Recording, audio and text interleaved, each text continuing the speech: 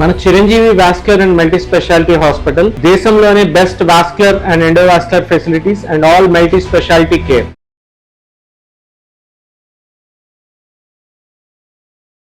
Hello everyone, welcome to Suman TV. Right now మనతో పాటు ఉన్నారు న్యాచురోపతి డాక్టర్ షగుప్తా గారు. మాట్లాడదాం కాన్స్టిట్యూషన్, మలబద్ధకంతోనే అనేక అనారోగ్య సమస్యలు అయితే మన దరి చేరుతూ ఉంటాయి. మరి కాన్స్టిట్యూషన్ ని ఎలా గుర్తించాలి, న్యాచురోపతి డాక్టర్ షగుప్తా గారు ఏం చెప్తారో వారి మాటలు విందాం. మ్యామ్ నమస్తే. మ్యామ్ థ్యాంక్ యూ మేడం, ఎప్పటికప్పుడు చాలా సూపర్ టిప్స్ ని అండ్ నేచురల్ గా ఏ విధంగా తగ్గించుకోవచ్చు తెలియజేస్తున్నందుకు మా వ్యూస్ కి first of all thank you ma'am. మలబద్ధకం చాలా సింపుల్ అనుకుంటారు మేడం, దాన్ని నెగ్లెక్ట్ చేస్తూ ఉంటారు. ఎలా గుర్తించాలి మేడం? చిన్నపిల్లలు అయితే తెలియదు, స్కూల్ బిజీస్ లో ఉంటారు, స్కూల్ కి వెళ్ళిపోతారు, వ్యాన్ వచ్చిందని, స్కూల్ వచ్చిందని, ట్రాన్స్పోర్ట్ వచ్చేసింది. ఎలా గుర్తించాలి పెద్దవాళ్ళలో ఏంటి మేడం? సో బేసికలీ మలబద్ధకం అంటే మనం రెగ్యులర్ గా మోషన్ కి వెళ్ళకపోయి అండ్ వచ్చినా కూడా చాలా టైట్ గా చాలా డిస్కంఫర్ట్ గా అనిపిస్తుంది అనమాట. మలబద్ధకం ఈస్ నథింగ్ బట్ మల విసర్జన చేయడం. అది బద్దకిచ్చి చేయకపోవడం వల్ల వచ్చే ప్రాబ్లమే మలబద్ధక సమస్య.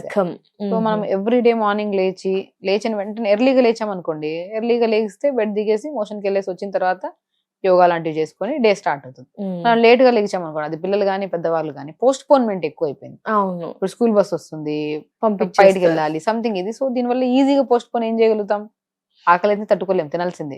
మోషన్ ఏది ఈజీగా పోస్ట్ పోన్, మళ్ళీ వెళ్దాం. సో ఆ మళ్ళీ వెళ్దాంలే అన్న ఒక చిన్న word it leads to chronic constipation. అది పైల్స్ అవుతుంది, ఫిస్టులా అవుతుంది, ఇంకా రకరకాల సమస్యలు. దయచేసి మీరు ఏం పోస్ట్ పోన్ చేసినా చేయకపోయినా ఫస్ట్ మోషన్ అయితే రెగ్యులర్ గా వెళ్ళడం స్టార్ట్ చేయండి. మన త్రోట్ డే తినే ఫుడ్ లో కూడా డిపెండ్ అయి ఉంటుంది. మనం తినే ఫుడ్ లో అన్ని ఉండాలి, బ్యాలెన్స్డ్ ఫుడ్ ఉండాలి. లైక్ ఫైబర్ ఉండాలి, అంటే అన్ని ప్రోటీన్ ఉండాలి, కార్బ్స్ ఉండాలి. మన బాడీ రిక్వైర్మెంట్ ఆ రోజు కావాల్సిన మినరల్స్, విటమిన్స్ అన్ని సంపూర్ణంగా మన బాడీకి ఇచ్చిన రోజే మన గట్ హెల్దీగా ఉంటది.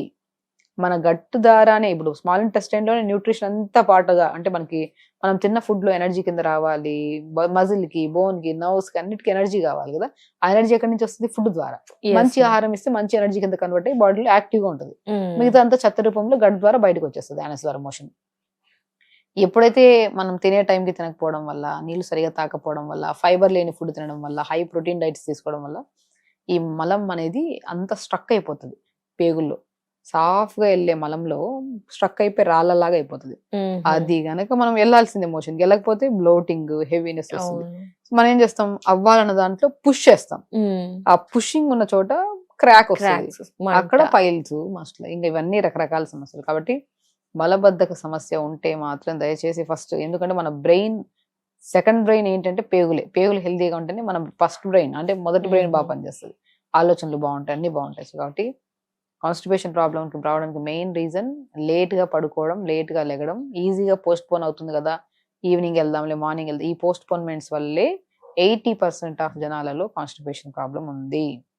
కాబట్టి మనం జామకాయలు తీసుకోవడము, దానిమ్మకాయలు రెగ్యులర్ గా తీసుకోవడము, and most important gut friendly vegetables లో బీట్రూట్ ఒకటి, కుకుంబర్ ఒకటి, కీరా కూడా రోజు మనము పొద్దున ఒక కీర, సాయంత్రం ఒక కీర. అండ్ ఫుడ్ లో కూడా మార్నింగ్ లేచిన తర్వాత ఇడ్లీ, దోశ ఏది చేసినా సరే సొరకాయని, క్యారెట్ ని తురిమేసి ఇడ్లీ బ్యాటర్ లో కలుపుకొని ఇడ్లీ చేసుకోవడం. అంటే కాప్స్ తింటున్నాము, దాంతో పాటు చట్నీ ఇంతే తీసుకుంటాం.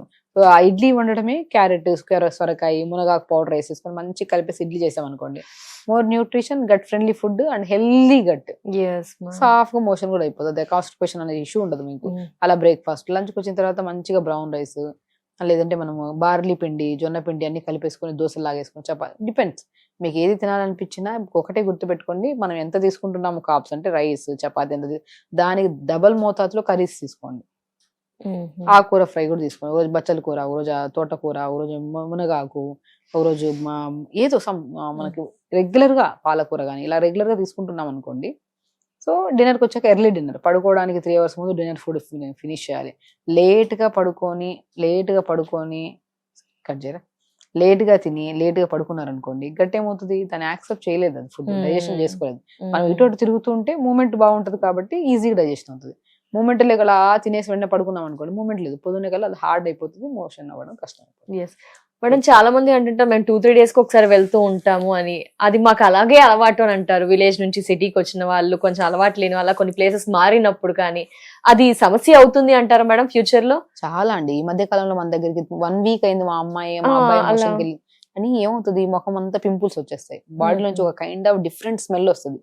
హెయిర్ ఫాల్ నుంచి టోస్ వరకు ఏ రకమైన సమస్యలు రావడానికి మెయిన్ కారణం మన సెకండ్ బ్రెయిన్ కరెక్ట్ గా లేకపోవడం వల్ల. Second brain is nothing but gut clean గా లేకపోవడం వల్ల. సో మీ ఫేస్ మీద పింపుల్స్ వచ్చినాయి, చీక్స్ మీద పింపుల్స్ వచ్చేసినాయి, ఫోర్ హెడ్ మీద పింపుల్స్ వచ్చినాయి, డాక్టర్ చూసిన వెంటనే చెప్తారు మీరు మోషన్ సరిగా వెళ్ళట్లేదు అని. సో అంటే జంక్ ఫుడ్ ఎక్కువ తింటున్నారు. చాలా మంది వెళ్తుంటారు మోషన్, వాళ్ళు తినే ఫుడ్ ని బట్టి వాళ్ళు వెళ్ళి తింటే, కానీ ఇంకా నాకు ఆ ఫీలింగ్ లేదు, మోషన్ కి వెళ్ళినట్టు ఫీల్. ఆ ఫీలింగ్ కాదు ఇంపార్టెంట్. మనం తిన్న ఫుడ్ లో ఈజీగా ఎలిమినేట్ అయిపోయింది, అండ్ ఎలిమినేట్ అయిన తర్వాత కూడా ఎనర్జెటిక్ గా ఉంటాం, మనం యాక్టివ్ గా కూడా ఉంటాం. సో మనం తింటున్న ఫుడ్ కరెక్ట్ గా లేకపోతే, అండ్ యాక్టివిటీ సరిగా లేకపోతే, నీళ్లు సరిగా తాకపోతే, నిద్ర సరిగా లేకపోతే, ఈ 4 రీజన్స్ మెయిన్ కాన్స్టిపేషన్ కి రీజన్. కాన్స్టిపేషన్ క్లియర్ కావాలంటే ఈ 4 కరెక్ట్ ఉండాలి. సో 4 కరెక్ట్ చేసుకోవాలి. ఫిజికల్ యాక్టివిటీ చేయండి, వాటర్ బాగా తాగండి, అండ్ కంపల్సరీ ఫైబర్ రిచ్ అన్ని మొత్తం కీరా తినండి, వెజిటబుల్స్ బాగా తినండి, జామకాయలు తీసుకోండి. నేను ఇంకా క్రానిక్ కాన్స్టిపేషన్ ప్రాబ్లం ఉండే వాళ్ళకి బెస్ట్ రెమెడీ ఏంటి బీట్రూట్. 3 లీటర్ల వాటర్ లో బీట్రూట్ ని కట్ చేసి నీళ్ళలో వేసేసేయండి. ఆ ఇన్ఫ్యూజ్డ్ వాటర్ తాగండి, సాఫ్ అవుతుంది మోషన్. జామకాయలు బాగా తీసుకోండి, పాలకూర, మెంతికూర, ఏదో ఒక రోజుకు ఒక ఆకుకూర తీసుకోవడం. సో అంత డ్రై కర్రీస్ తీసుకుంటుంటారు. డ్రై కర్రీ లిక్విడ్ ఫామ్ లో ఒక కర్రీ ఉండాలి, సాలిడ్ ఫామ్ లో ఒక కర్రీ, రైస్. అన్ని డ్రైగా తిన్నాం అనుకోండి, గట్టు కూడా అంత హెల్దీగా ఉండదు. అలాగే ఫుడ్ తినే పద్ధతి మార్చుకోండి, వెజిటబుల్స్ ఆకుకూరలు బాగా తీసుకోండి.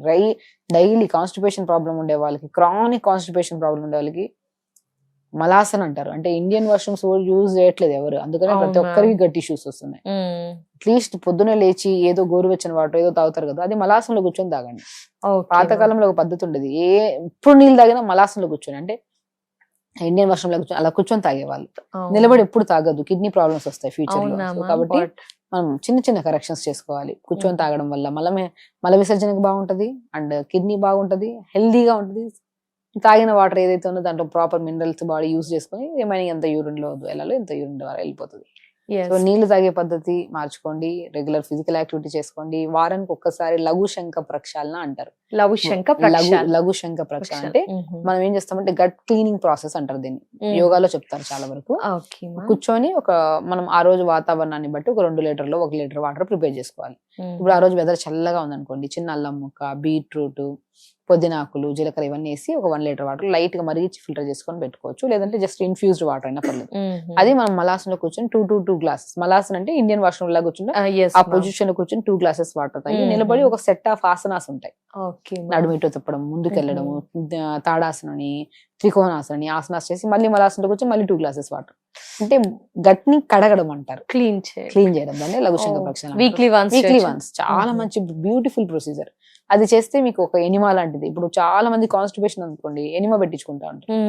అలా వద్దు, ఏం అవసరం లేకుండా హ్యాపీగా మీరు లఘుశంఖ ప్రక్షాళన చేసి త్రూఅవుట్ ద డే లో మంచి మీల్ తిని, నిన్న మొన్న రాలేదు కదా ఈ రోజు కూడా రాదు అని నెగిటివ్ థాట్ తో మోషన్ కి వెళ్ళినా కూడా మోషన్ రాదు.